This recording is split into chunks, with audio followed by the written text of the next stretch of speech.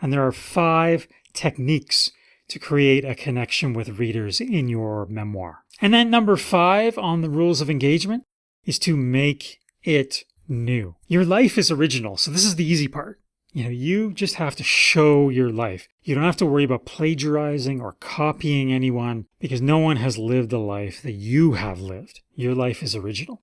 So all you're doing is retelling that life. And I always recommend using original language. Well, what is original language? I'll explain in a second. But to make it new is to do it in your own way and to find your voice. If you're a beginning memoir writer, this isn't going to be easy. It's going to take time. It's going to take a lot of writing. Now, if you've done a lot of writing over your life, maybe you've developed your voice. You know your style on the page. In the same way that your partner, your kids, your friends, when they hear your voice on the phone, they know it's you. Well, we all have a writing voice that we develop over time. And so you need over time to find your voice. Now, I don't tend to think of that as anything goes, that you can have any style you want.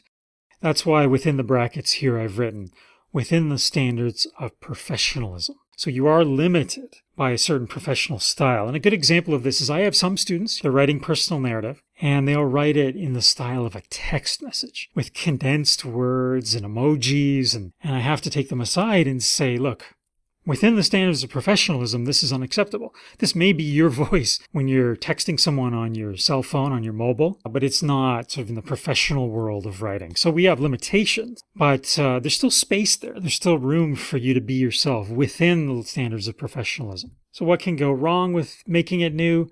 Well, copying the style of another writer. When I was a 20-year-old, I loved the writer David Remnick. He's the editor of the New Yorker magazine. And I read everything he did. He was in the area of nonfiction, creative nonfiction, telling stories of other people from around the world. He particularly had an interest in Russian history. And I modeled myself after him to a degree, and I realized I was copying him. I wasn't finding my voice. And also falling back on cliche phrasing. So cliches are simply overused phrases, words. As a kid, you heard all these phrases like an apple a day, keeps the doctor away, a blue moon, something happens only once in a blue moon. These are cliches. They're overused. And really, you only use them if it's within speech. Like if your grandma spoke in cliches, then you can use them. But in your own prose, you have to avoid cliche phrasing.